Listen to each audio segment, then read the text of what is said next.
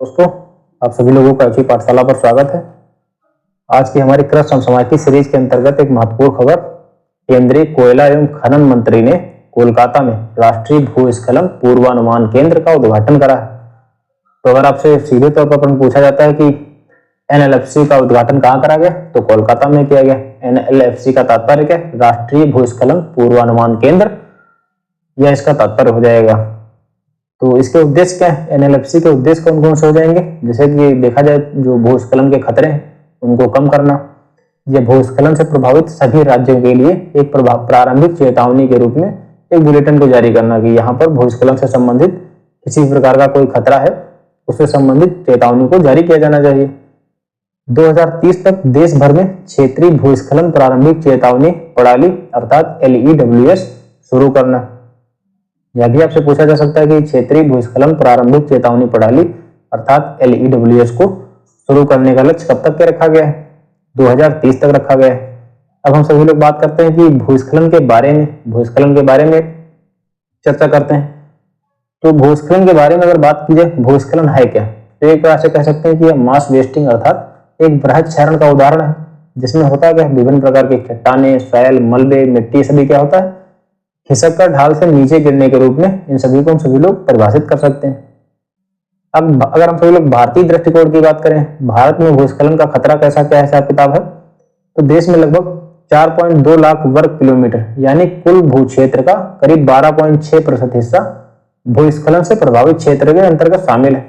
अच्छा, गौर करने वाली बात यह है, इसमें बर्फ से ढके हुए क्षेत्रों को शामिल नहीं किया गया है। तो ये थे कुछ महत्वपूर्ण बिंदु। और भूस्खलन के लिए उत्तरदायी कारक कौन कौन से? कुछ प्राकृतिक कारण हो गए, कुछ मानव जनित कारक हो गए। प्राकृतिक कारणों में भारी वर्षा हो गई और भूकंप, बर्फ का पिघलना, ये सभी शामिल हो गए। अगर हम मानव जनित कारणों की बात करें तो मवेशियों के द्वारा अत्यधिक चराई, विभिन्न प्रकार के पेड़ पौधों की कटाई, ठीक है, भूभाग को काटना और भरना, अत्यधिक विकास, औद्योगिकरण, ये सभी जो चीजें हैं मानवीय जनित गतिविधियों में शामिल हो जाएंगे। तो नोट करते हैं अब हम सभी लोग, हमारी खबर क्या है? हमारी खबर है दोस्तों, केंद्रीय कोयला एवं खनन मंत्री, केंद्रीय कोयला एवं खनन मंत्री ने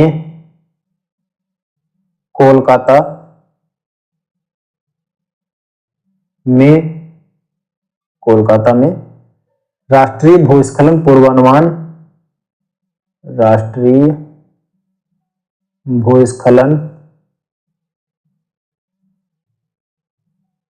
पूर्वानुमान केंद्र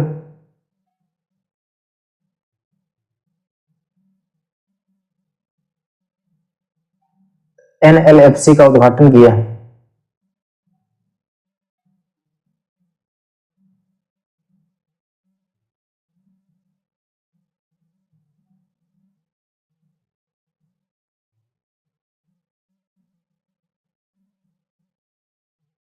ठीक है, ये हमारी एक महत्वपूर्ण खबर हो गई। तो एनएलएफसी का उद्घाटन कहाँ किया गया? तो कोलकाता में किया गया। अब हम सभी लोग समझते हैं कि एनएलएफसी है क्या, मतलब कह सकते हैं कि एनएलएफसी के उद्देश्य क्या है।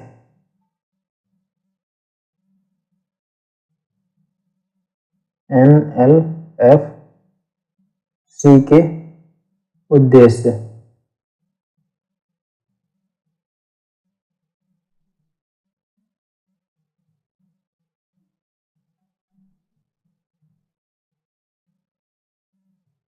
तो इसके उद्देश्यों की अगर बात की जाए, भारत में भूस्खलन के खतरे को कम करना,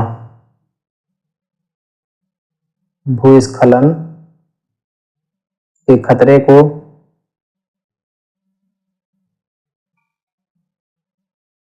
कम करना,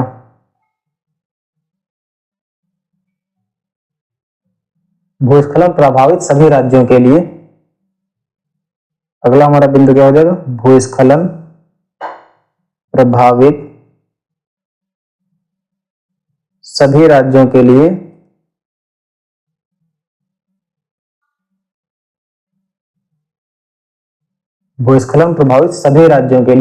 प्रारंभिक चेतावनी के रूप में कार्य करना।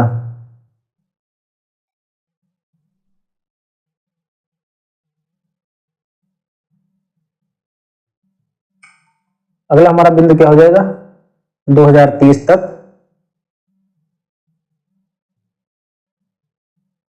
देश भर में क्षेत्रीय भूस्खलन प्रारंभिक चेतावनी प्रणाली, क्षेत्रीय भूस्खलन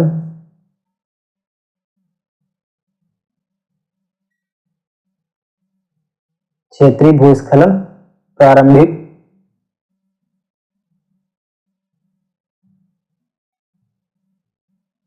चेतावनी प्रणाली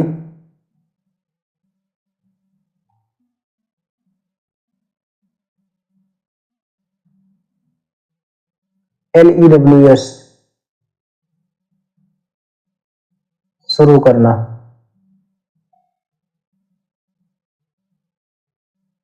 तो अगर NLFC अर्थात राष्ट्रीय भूस्खलन पूर्वानुमान केंद्र के उद्देश्यों की अगर हम सभी लोग बात करते हैं, तो भारत में भूस्खलन के खतरे को कम करना, जो क्षेत्र जो राज्य भूस्खलन से प्रभावित है वहां क्या करना, प्रारंभिक चेतावनी के रूप में इसका कार्य करना, ताकि उन लोगों को बचाव के लिए सही समय मिल सके या जो भी भूस्खलन को रोकने के लिए जो उचित उपाय हो किए जा सके।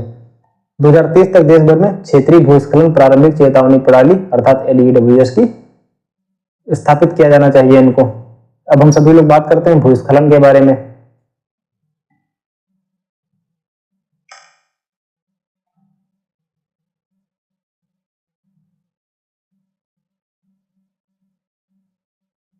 तो अगर बात करें भूस्खलन है क्या,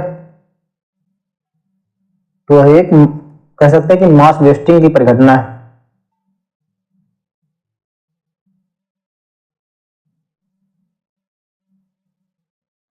अर्थात बृहद क्षरण,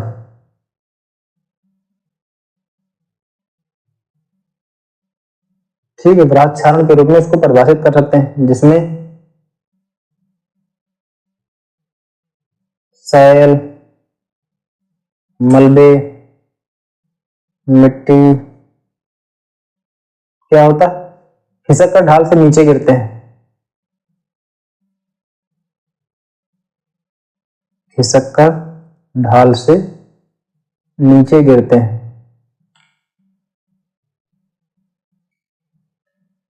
और अगर भारतीय दृष्टिकोण की बात की जाए, भारत में भूस्खलन का खतरा क्या है,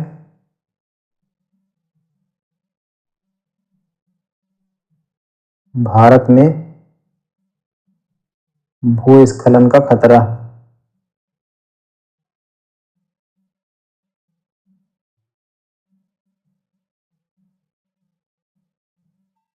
तो अगर करीब देश की अगर बात की जाए, करीब 4.2 लाख वर्ग किलोमीटर देश में लगभग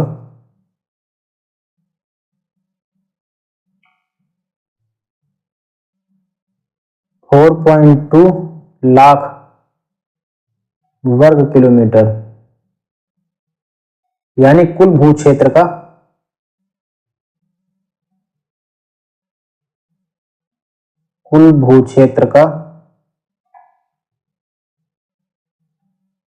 12.6% हिस्सा भूस्खलन से प्रभावित है।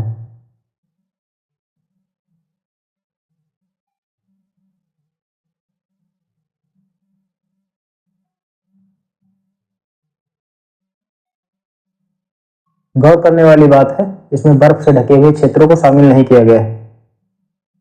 बर्फ से ढके क्षेत्र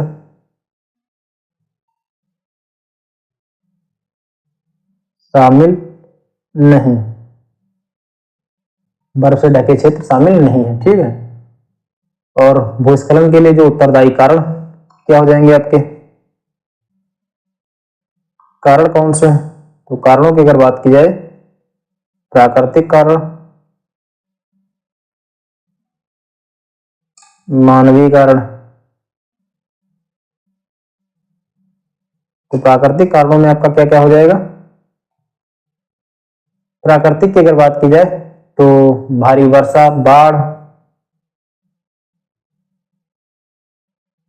भारी वर्षा, बाढ़ ये सभी हो गए। और खुदाई के कारण ढलानों पर कटाव, भूकंप, भूकंप, ये सभी प्राकृतिक कारणों के अंतर्गत शामिल है। वहीं मानव जनित कारणों में पेड़ों की कटाई, अत्यधिक चराई मवेशियों के द्वारा,